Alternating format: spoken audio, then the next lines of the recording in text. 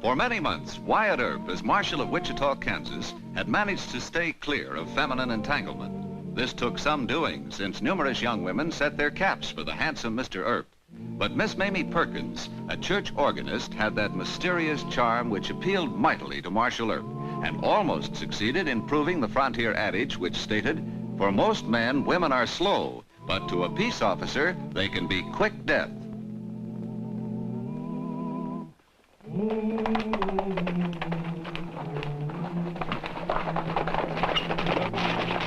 And stay inside the city limits. Don't cross the city limits, boys. I don't aim having any trouble with Earp. All right, Kennerly, come on out and face the music. Go on back to camp. I don't want to have to shoot any more of you.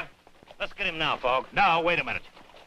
You can't hide in Wichita forever, George. And when you do come out, we'll be watching every road. I ain't riding with the Fogg McMurray crowd no more. If you want to go on living, Fogg, you and the boys better hit the trail. Now get going. We got him holed up. When he does come out, we'll kill him. And that'll keep Earp and his deputies from getting after us. Let's get back to camp. Come on.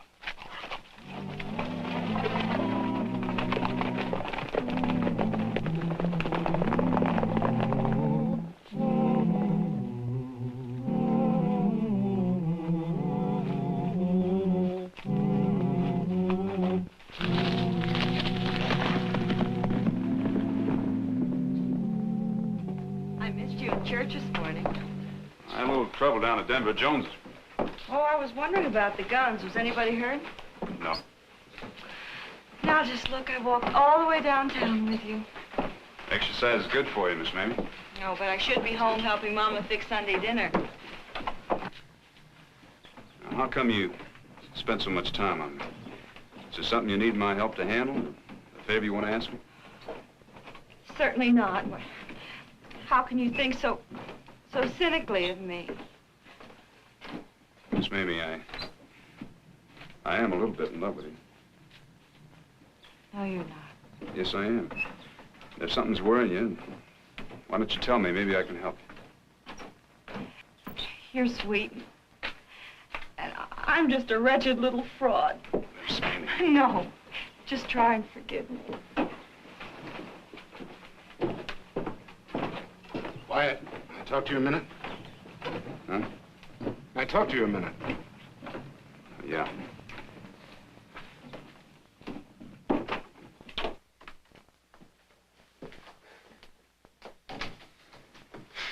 Well, what's up? I've been worried about you. Oh, please, no brotherly lectures, huh? Can't we just call it brotherly advice? Sit down. I've lived in Wichita a long time.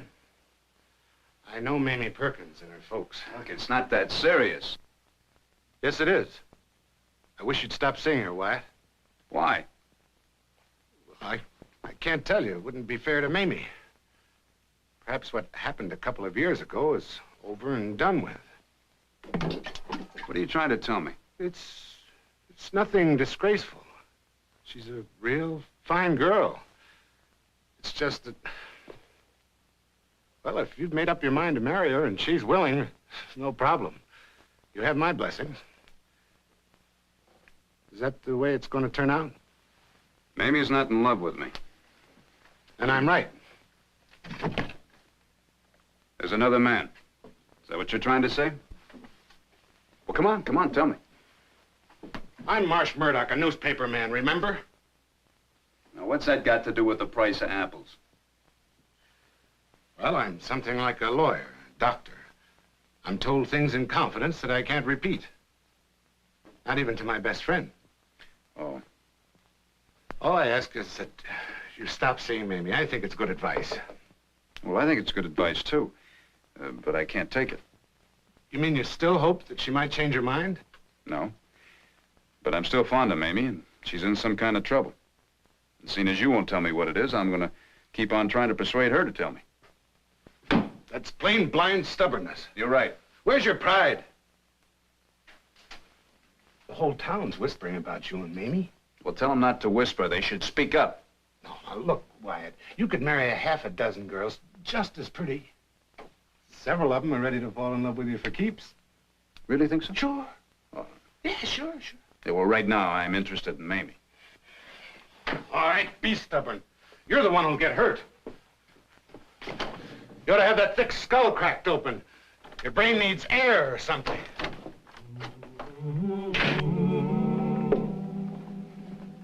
Howdy, Uncle Tad. Why, George, bless my soul. You old rascal, you don't look a day older. Oh, quit blarney me. Where you been keeping yourself, George? Oh, I've been batting around. Say, fix me up with a room, huh? Boy, I'm thirsty. I'm hitting for the bar. Wait a second, son. You gotta check your guns on the rack yonder. Marshal Earp is very strict. I heard about him. He's been trying to cut me out with Mamie Perkins, ain't he? Well, No, now, it's no secret, Uncle Tad. Man told me up at Fog McMurray's cattle camp about a week ago. I figured it was time I was getting back to Wichita.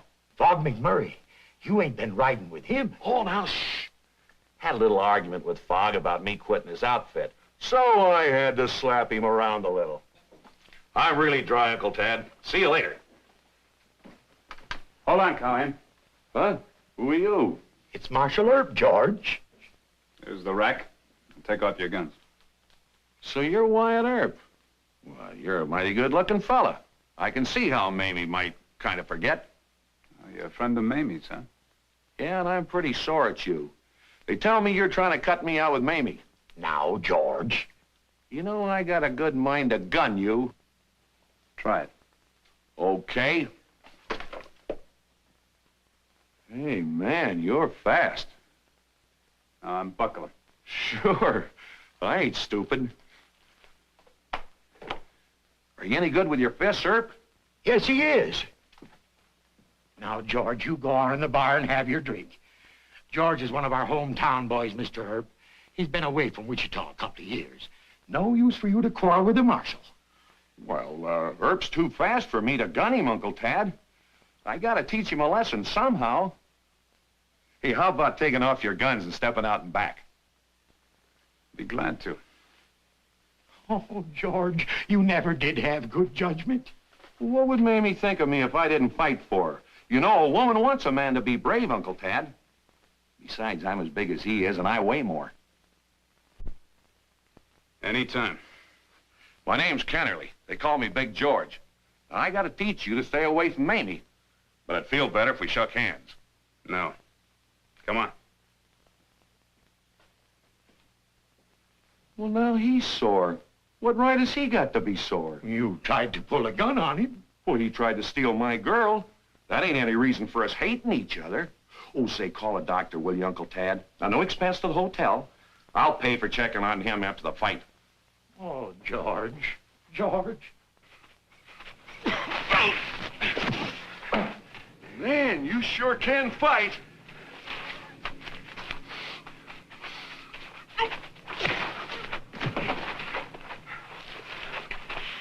Rest yourself a while. Come on. Stop it! Stop! Oh, George! Oh, my darling! Hi, Mamie. Oh, George, you're all bloody. Oh, you big brute. You just did this because you're jealous of him. George, honey, I love you, and I waited and waited for you to come home. No, it's all right, Mamie. Well, I gotta get up and fight now. Oh, no, I won't let you. Let me in. I'll give him a good No, punch Mamie, you myself. can't do that. You can't do that. He can't hit you back. Let me punch him. No, Mamie. All right. I'm licked. I give up. All right. Mamie, you shouldn't have said all those things to Earp. I'm the one that started the fight. And boy, he sure did accommodate me. Who's dead? Nobody. Skin your knuckles. Who you been fighting? Big George Kennerly. Marshal Earp didn't hurt him much, Doc. He's out there now talking to Mamie Perkins. Big George, huh? So that young idiot came back to town. He quit riding with Fog McMurray, huh? Says he did.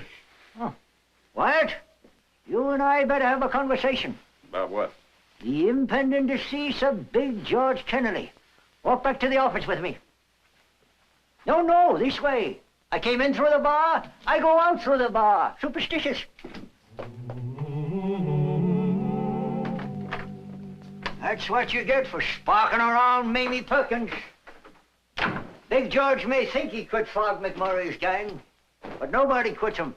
Well, Fogg's just a dirty cattle rustler, you know that. A road agent and a crazy killing fool. Well, you gonna let George get killed?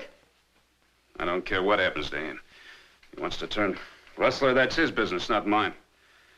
Now, why didn't you and Mr. Murdoch tell me that girl was in love with George? Fine, loyal friends you are. You never said a word. Well, we was hoping. Hoping what? Well, we was hoping that Mamie would fall out of love with George and lead you into the bondage of matrimony. She sure missed the boat on that one. As a matter of fact, I had a $5 bet even that she'd get you roped. It wasn't ever that close. Oh, now, Wyatt, it was that close. Well, it's over now. Are you going to let Fogg McMurray and his boys cut George down? Now, they won't come into Wichita. No, that's true. They're just probably laying outside of town, waiting for him. But that's no concern of yours. No, it isn't. My authority ends at the city limits. Furthermore, I don't care even... George, just tell me the truth. There's a lot of bad men after him. Oh, Mr. Earp, can't you help him? Look, I got my house calls to make. Oh, wait a minute, Doc. Now, you just shut the door when you're through talking. Wait a minute! I know I did wrong, Mr. Earp. I should have explained to you about George. Yep. I thought I was over it. I didn't know if he'd ever come back. Well, Miss Mamie, he sure come back. In trouble, though. Because he wants nothing more to do with those men. Because he wants to quit his wild and foolish ways and settle down. He wants to reform, huh? Oh, yes, he does. If you help him. I know we haven't any right to ask you. First thing George did was pick a fight with you, and when I think of what I did.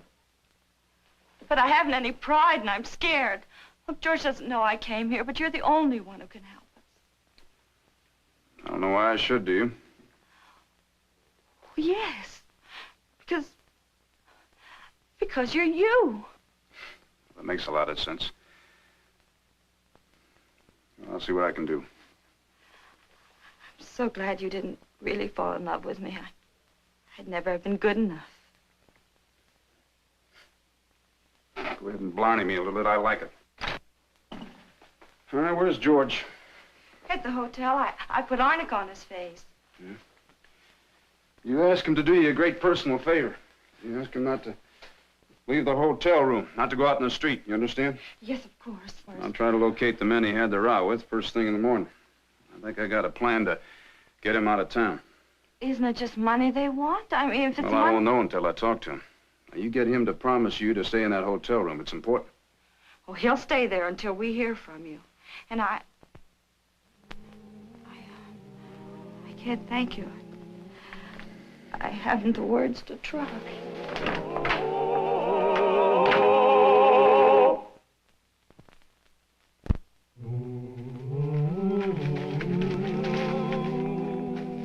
Wait a minute.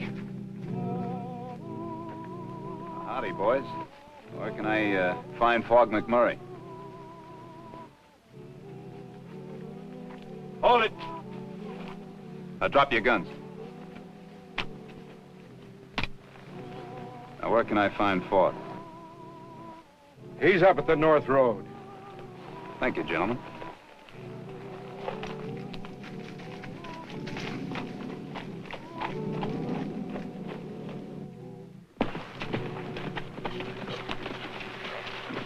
McMurray? Yeah, I'm McMurray. Good morning. You're kind of off limits, ain't you, Johnny Law? My name's Wyatt Earp, and this is a social visit. Oh, so you're Earp, huh? You're the one Big George had the fight with in town last night. Here you kind of took care of him. Well, he deserved it. Plugged a couple of my boys and pushed me around. Of course, I wasn't wearing a gun at the time. What can we do for you, sir? Well, I noticed that you got all the roads out of Wichita posted. We're waiting for Big George to come out. You really don't like him, huh? If he does come out, he's apt to be dead.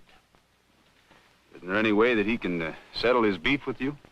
No, not at all. That's too bad. I was hoping to get rid of him. Well, that's simple. Just chase him out and let him pick his own road. Oh, well, that's going to be a bit of a problem. You see, well, Big George tried to gun me last night. And, of course, he's awful slow in the draw, but well, he's liable to try it again. Oh, so, that's what's worrying you, huh? Yes, sir. You see, well, I haven't ever had to kill a man yet, and, of course, I've wounded quite a few of them, but well, I sure hate the idea of having to kill a man. I never heard that one before. Here's a Johnny Law that's scared he's gonna have to kill Big George. But, son, it don't amount to nothing. Oh, well, it does in my business, Mr. McMurray.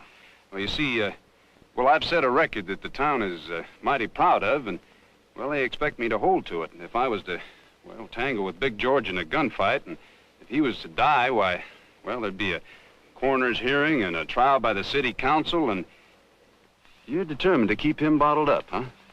More than ever. Looks like you're taking a nasty job off our hands. Well, not if I can help it, sir. No, sir. I'm going to try and run Big George out.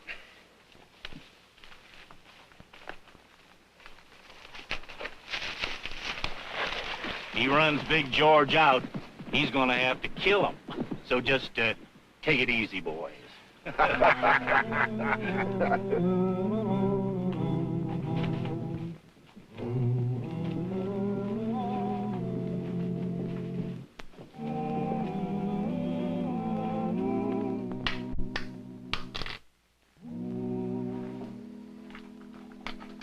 Good morning. Wyatt, where you been? You had me kind of worried, boy. You better have a little talk in your room. Okay. Well, never could beat you playing checkers, Uncle Pat. Hey, listen, see, I checked in my guns and I'm in a real good humor. Well, Fogg McMurray is not in a good humor. Oh, shucks, now, you shouldn't have gone to all that trouble for me. Well, that's mighty generous of you. Where'd you find Fogg? Another thing, Fogg's got men watching for you on every road. He can't be bought off and he can't be talked out of it. The only way for you to get out of town is by train. Sure made myself a heap of trouble. Well, maybe I can get you out of this if you do what I tell you.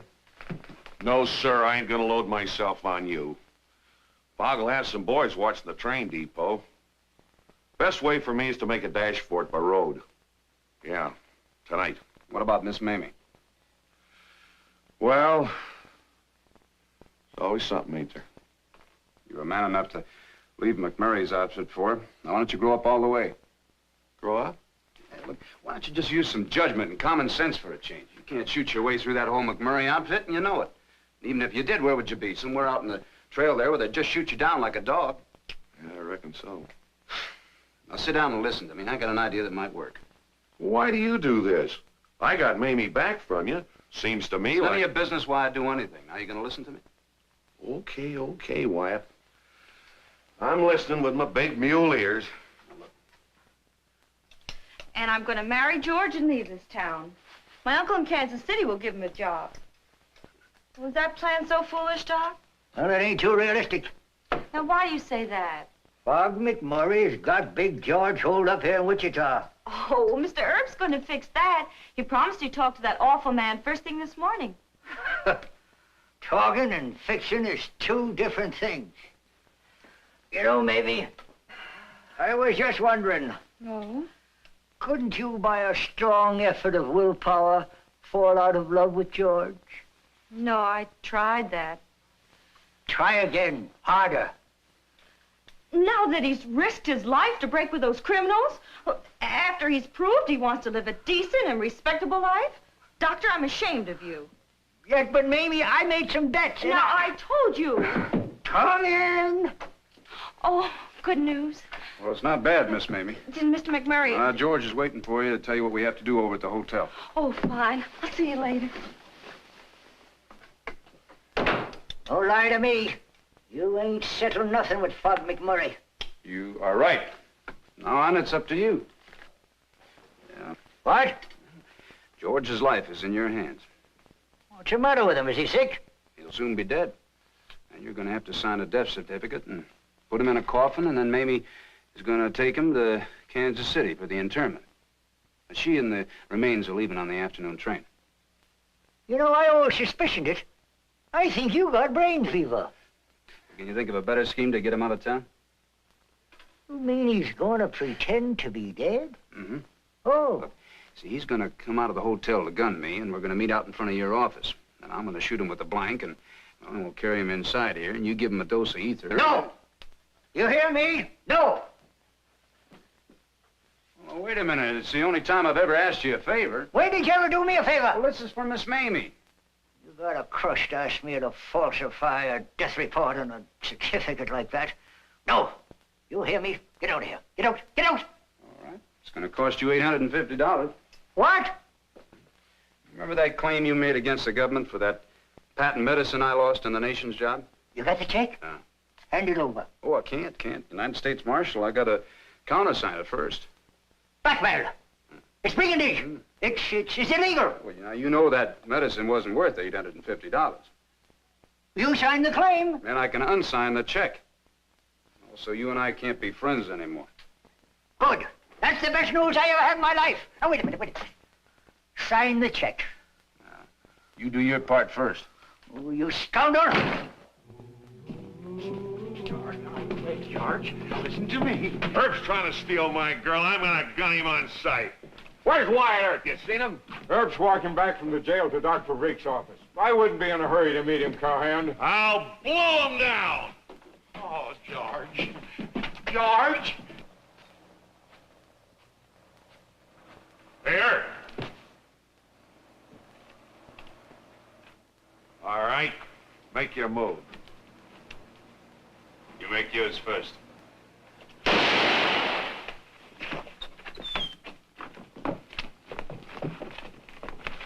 Go on, get away from him. This man is dead. What? We'll take care of Move it. along, go ahead. Break it up. Let's carry him inside.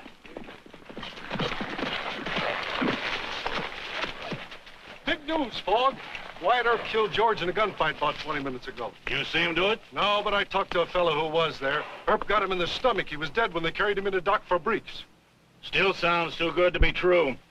Maybe a few of us better ride into Wichita and make sure. You stay here.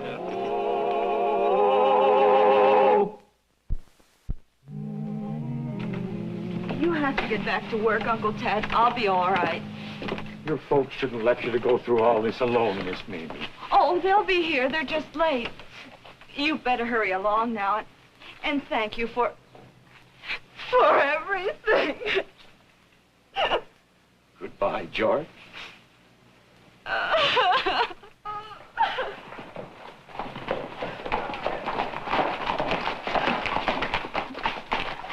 reckon you're the gal that George got himself killed over. We come to pay our respects. I'm sure you did. Why don't we take a look, Fogg? Maybe Earp got the wrong man. Yeah, he may not even really be dead. Just step aside, ma'am. Aren't you satisfied? Haven't you done enough to us already? Well, now, you just step aside, ma'am, and I'll put a few more slugs in there, and then... Look, Murray, put your gun away. Take your men out of town. All right, son. Congratulations on a good job.